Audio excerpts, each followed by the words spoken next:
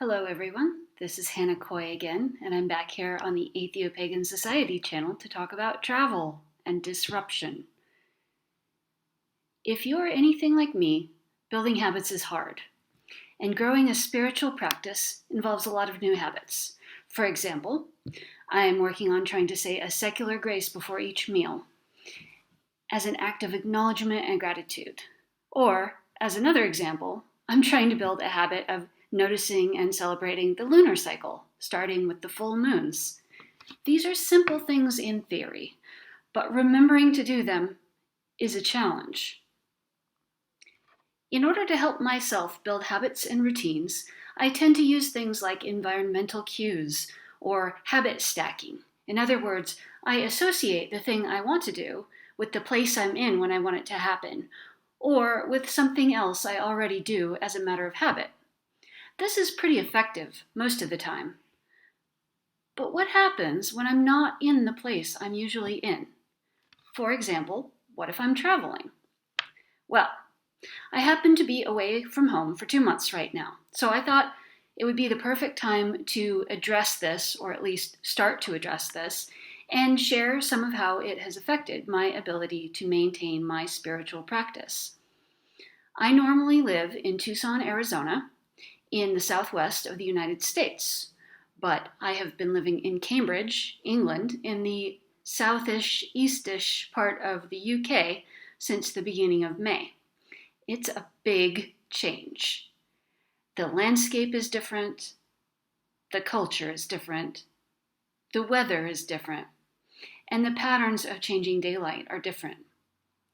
Since the heart of my spiritual practice is my relationship with the natural world around me, this would all have an impact even if I didn't have to worry about habit and routine disruption. So let's talk about that. A journey can be a spiritual experience in its own right. Sometimes it's because the destination has a deep sacredness, such as Mecca or the Holy Land to some religious folks, or Stonehenge, let's say. But the act of travel, too, can be a sacred experience. Before I knew about atheopaganism, or had a spiritual practice as such, I used to feel that way about backpacking trips.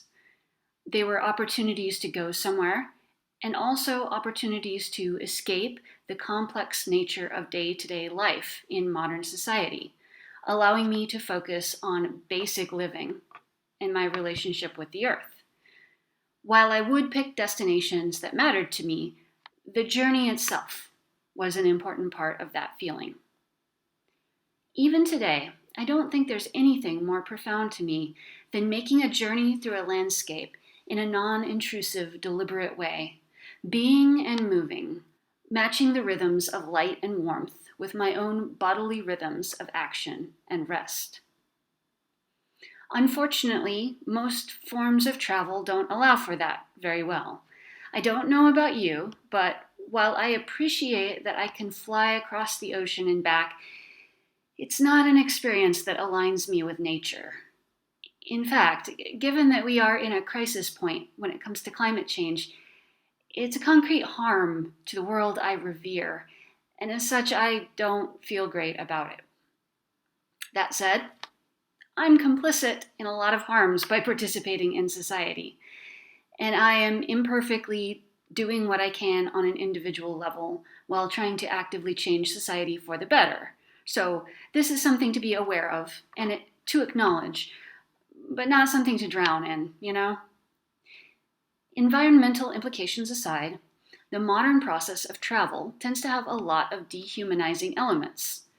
This is a challenge, but all the more reason for having a core spiritual practice. What you lose in the journey can more easily be regained by your practice. One thing that I do when I have some time to kill at the airport is to look for a multi-faith prayer room. They aren't set up with atheopaganism in mind. They tend to be very Abrahamic religion in appearance, but they are genuinely multi-faith, quiet spaces where you can reflect and gain some distance from the chaos of, airportness. 5 minutes of meditation in the middle of a stressful travel experience can do a lot for your resilience, and it can keep you centered. In my experience, air travel tends to be the worst when it comes to feeling dehumanized and losing autonomy. But all forms of travel are difficult and can be stressful. And that's okay. I mean, it's okay to feel the effects of this and to be tired afterwards. In my case, I have some chronic health issues that cause fatigue, and my travel experience has gotten better as I have learned to be kind to, as Mary Oliver puts it, the soft animal of my body. So I try to put some recuperation time into my plans, and I think of that as a spiritual act. Compassion to myself is compassion to the world because I am part of the world. I'm the part that I have the most intimate relationship with.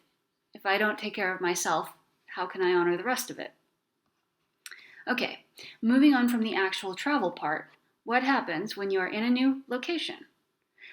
We talk a lot on this channel and on the various blogs and websites and social media groups about creating an altar or focus, if you prefer. Well, you can make a travel altar. Just make sure you adapt it to be travel friendly with respect to your type of travel and where you're going.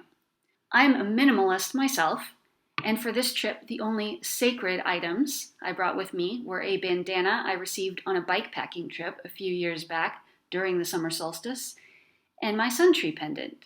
I decided that I could find objects here to make a temporary altar, and that it would be more fitting, as they would be of the place.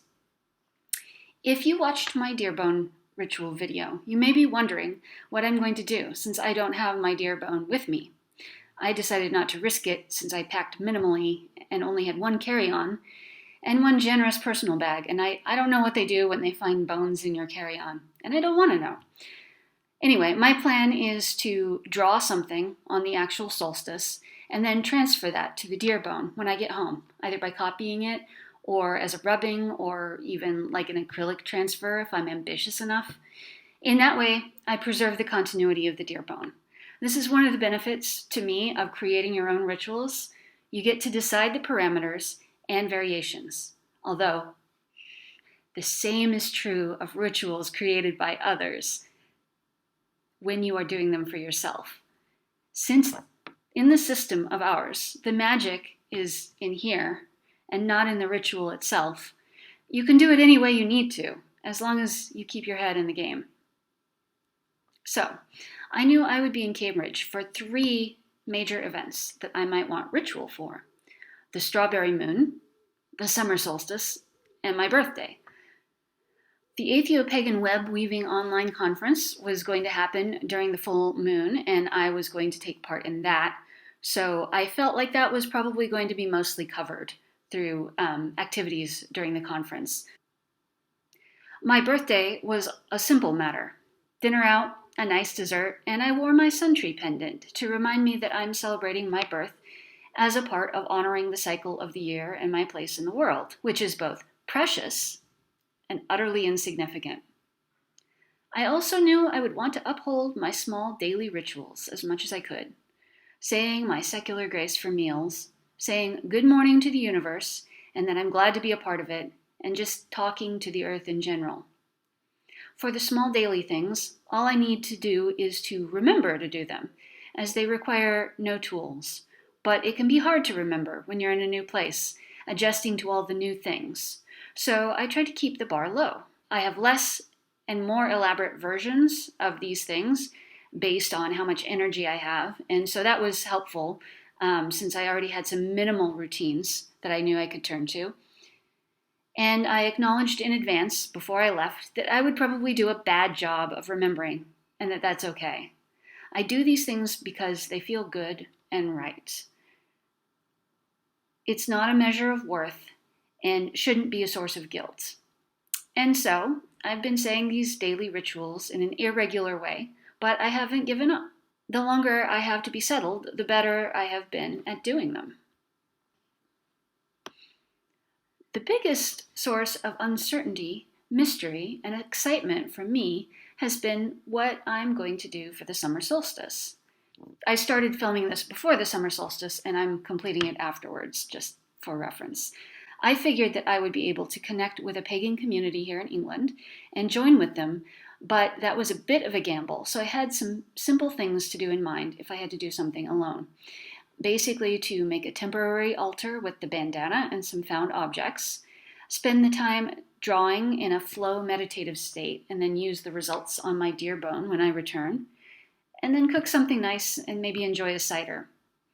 As it happens, I managed to connect with the Cor Rishk Druid group in Cambridge and was able to join them for a celebration of the solstice on Sunday in Wandlebury in an amazing little grove in rolling hills. It was fantastic. It was exactly what I was hoping I could find. To sum up, here are some of my tips on how to sustain your atheopagan ritual practice when you are away from home. If you can make the journey itself into a spiritual experience, tap into that any way you can. Keep your expectations simple. Understand that travel is work, no matter how much fun it is. You may not be able to do everything you do at home, and that's fine. Take your religion seriously, enough to make use of multi-faith spaces when you don't have better options. I know that this can be weird for many of us, but it can be weird in a good way. Try it and see what you think. Enjoy and revel in the natural environment of where you are temporarily. This means the nature and the wildlife, of course, but also the weather patterns, the geology, and the history and culture. Learn what you can about it without feeling bad if that's not a lot, and just enjoy it. Seek out communities of like-minded practitioners. Ask around in regional social media spaces, cultural or linguistic ones, and pagan or druid ones specifically. You might find events or just some cool people to meet. Other types of groups to look out for include CUPs, which are UU pagans, meditation groups, nature and conservation groups. Our potential scope of practice is so flexible that you can probably come up with opportunities for atheopagan praxis in all sorts of groups. That's it for now. Thanks for watching as always. My next video is going to be on how having ADHD affects my spiritual practice and how said practice helps me manage some of my ADHD symptoms. Until next time, may you love the world around you and may you feel loved in return.